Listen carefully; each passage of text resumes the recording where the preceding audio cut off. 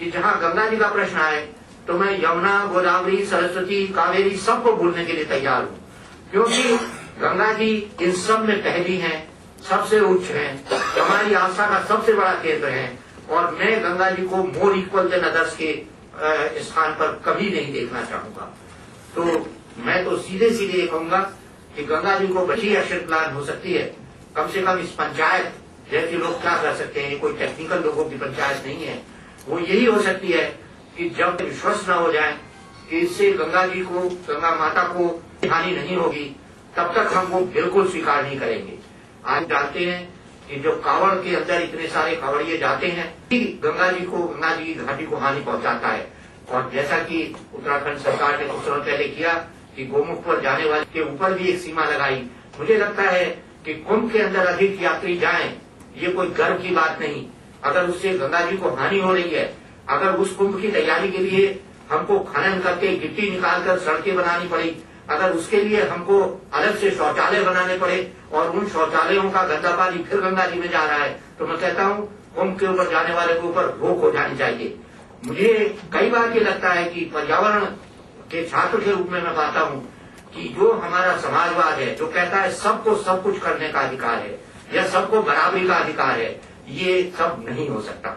सबको बराबरी का अधिकार केवल पर्यावरण के मूल्य पर हो सकता है, और सबको कुंभ में जाने का या गंगा जी में जो चाहे करने का अधिकार केवल गंगा जी के पैदल पे हो सकता है। तो मैं तो ये कहूंगा कि हमें अपने उद्देश्य को स्पष्ट करना चाहिए, और जब तक हम उद्देश्य के बारे में स्पष्ट ना हो तब तक एक्शन प्लान कैसे बन सकती है। मैंने ये ड्राफ्ट अभी पूरा नहीं पढ़ा है, पर मुझे फिर ये लगता है कि जो भी सोच है वो गंगा जी को एक सामान्य नदी मानते हुए है, वो गंगा जी के विशिष्ट स्वभाव को बिल्कुल भूल जाती है। और जो भी एक्शन प्लान या जो प्रस्ताव गंगा जी को एक सामान्य नदी, सामान्य जल मानते हुए हो, मैं उससे अलग ही रहना चाहूंगा। आप सबको धन्यवाद।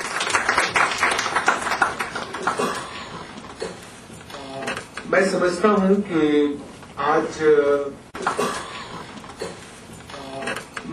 हूं कि आज जो सुबह से चर्चा हुई वो बहुत एक बुनियाद पर हुई है।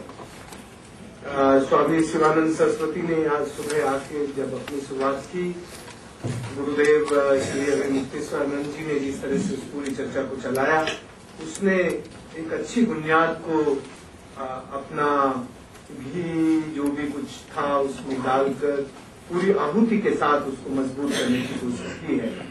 और जीडी साहब ने आखिर में जो कहा, मैं समझता हूँ इस हॉल में बैठे हुए लोग जीडी साहब की बात से 100% सहमत हैं। हम लोग गंगा को विशेष नदी मानते हैं, इसीलिए गंगा के लिए हम लोगों ने आप जानते हैं कि किस तरह से भूमिका निभाई।